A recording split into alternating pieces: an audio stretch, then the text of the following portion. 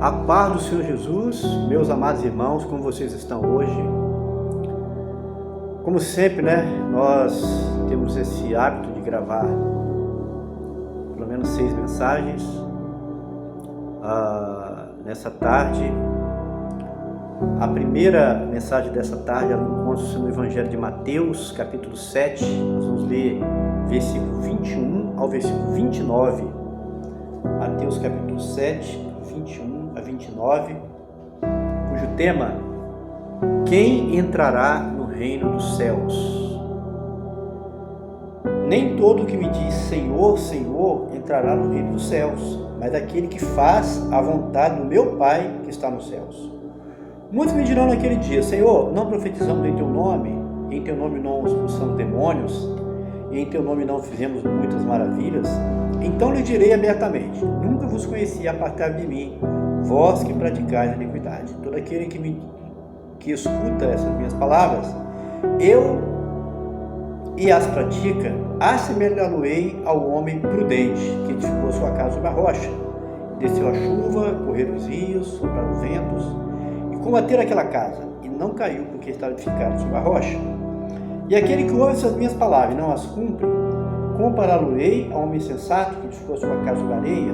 E desceu a chuva, correram os rios, assopraram os ventos, e combateram naquela casa, e caiu, e foi grande a sua queda. E aconteceu que, concluindo Jesus esse discurso, a multidão se admirou da sua doutrina, porquanto os ensinava como quem tem autoridade e não como os escribas. Como nós já falamos, o tema: quem entrará no reino dos céus? De que formas, então, nós chegamos a essa palavra, Vamos ver aqui. Por que Jesus pregava com autoridade e não como os escribas? Quem eram os escribas? Homens capacitados em manusear as escrituras, cujo ofício era escrever a lei, escrever os mandamentos do Senhor. Era uma classe que tinha muito respeito naquela época ao lado dos fariseus, pois era a nata da religião judaica da época do ministério de Jesus. Porém, a própria Bíblia diz que eles não tinham autoridade para pregar. A Bíblia diz que Jesus pregava com autoridade. Alguém poderia alegar: mas ele não era dessa terra, ele veio dos céus. Tudo isso é verdade, embora Jesus seja humano como nós também. Porém, o diferencial de Jesus, comparando aos escribas e fariseus, é porque Jesus vivia todo o ensinamento que ele pregava, enquanto que os outros 2 grupos citados apenas ensinavam. Então, se queremos pregar com autoridade, precisamos, antes de tudo, viver os ensinamentos da palavra de Deus. Aí está o conselho, para aqueles que pregam a palavra. Eu pergunto: quem é que não quer ter autoridade, para pregar?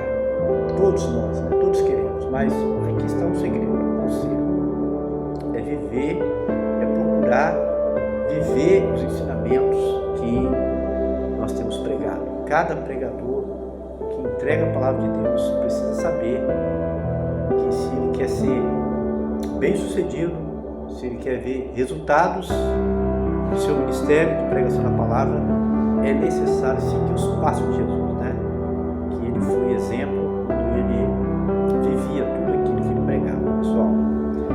Então quem entrará no reino dos céus? Esse é o tema. O versículo 21 falou que nem todo que me diz Senhor, Senhor entrará no reino dos céus. Porque naquela época, bem como hoje, as pessoas pensam que é suficiente estar rolado a uma igreja, é suficiente a pessoa conhecer a palavra, até orar a Deus, até ler a Bíblia. Mas o que Jesus está falando aqui, que nem todo aquele que fala o Senhor, Senhor, ao ler a palavra, ao orar, ao professar dizer que são crentes, Deus está falando que não é suficiente. Nem todo que me diz Senhor, Senhor entrará no reino dos céus, mas somente quem? Aquele que faz a vontade do meu Pai. Então, a pergunta, o tema é essa: quem entra no reino dos céus? Aquele que faz a vontade do meu Pai. Meus amados, parece muito simples, mas não é fácil. Por quê? Todos nós que somos humanos queremos fazer a nossa vontade, essa é a verdade. Essa é a verdade, nós queremos fazer a nossa vontade. Mas Jesus está dando a receita aqui, está mostrando o caminho aqui para aqueles que almejam verdadeiramente alcançar a eternidade. É necessário fazer a vontade do Pai que está nos céus. Ele, Jesus, falou isso algumas vezes no seu ministério. Eu não faço a minha vontade, eu faço a vontade daquele que me enviou, né? Jesus, ele vivia em constante contato com o Pai, em comunhão com o Pai. E ele deixou claro que tudo que ele fez aqui, ele veio em obediência ao Pai. Então Jesus, na verdade, é o nosso exemplo. Se nós queremos alcançar essa bênção extraordinária, que é maravilhosa, nós devemos aprender que nós temos que abrir mão dos nossos desejos, das nossas vontades, às vezes da nossa soberba. Temos que nos humilhar, temos que buscar a Deus um coração humilde e simples, para nós sermos o quê? Obedientes à vontade do Pai. E de que forma é que Jesus fazia a vontade do Pai? Ouvindo a palavra dele, estando em contato com ele. Fazer a vontade de Deus é obedecer a palavra de Deus, né? É obedecer a palavra de Deus. Muitos dizem que dirão naquele dia: Senhor, Senhor, nós não profetizamos o teu nome, Senhor? Teu nome não fizemos maravilhas, expulsamos demônios, né? Fizemos maravilhas. Vai ser muito triste, amados. Você pode imaginar o que é isso? Uma pessoa que foi usada por Deus para expulsar demônios, para curar enfermos, está dizendo que fazia maravilhas, mas quando chegar lá, ouvir essa palavra: apartai-vos de mim, vós outros que praticais. Quem está falando é Jesus, não é qualquer pessoa falando isso. É muito sério. Essa mensagem é uma mensagem forte para reflexão, para você analisar, e eu também, como está a minha vida? Eu estou verdadeiramente com o coração humilde, obedecendo os mandamentos do Senhor, a palavra de Deus? Porque olha aqui, não basta somente ter sinais na sua vida. Até se está falando aqui para quê? Pregadores que aí operam sinais de maravilhas. Está falando, se não ouvir, se não obedecer a palavra de Jesus, vai ser muito triste. Ele está dizendo aqui, naquele dia vai chegar diante dele e vai falar: olha, não vos conheço, né? Não vos conheço. Então lhe direi abertamente: nunca vos conheci, apartai-vos de mim, vós que praticais a iniquidade. Então não adianta nada a pessoa ter uma vida de poder, às vezes, até sinais, mas está cometendo iniquidade, está fazendo coisas que não agradam a Jesus. Por isso que a palavra diz, né? O Senhor quer de nós o quê? Dá-me, filho meu, o teu coração. Por que Deus pede a nós o nosso coração para Ele? Por isso, porque um coração entregue nas mãos de Deus, na mão de Jesus, não tem lugar para iniquidade, não é? Ele está dizendo aqui que não adianta muitas vezes operar maravilhas, você ser famoso, ser um pregador poderoso, ganhar muito dinheiro, ser muito rico, nós vemos aí acontecendo aí, para tristeza nossa, não tem como esconder. Você está aí na rede social, no YouTube, em outras redes sociais, né? Às vezes quando eles falam, os mais ricos, aqueles que usam relógios caríssimos, carro caríssimo, joias, coisa de grande valor, enquanto às vezes os seus fiéis estão passando quase fome, necessidade. O camarada está lá, o líder lá, que as pessoas às vezes idolatram, caem nessa fraqueza. O camarada passando aperto tremendo, e o outro lá ostentando aí relógios caríssimos, viajando aí para todo lado, vivendo uma vida de rica. Eu pergunto, pessoal, esse pessoal olha para Jesus?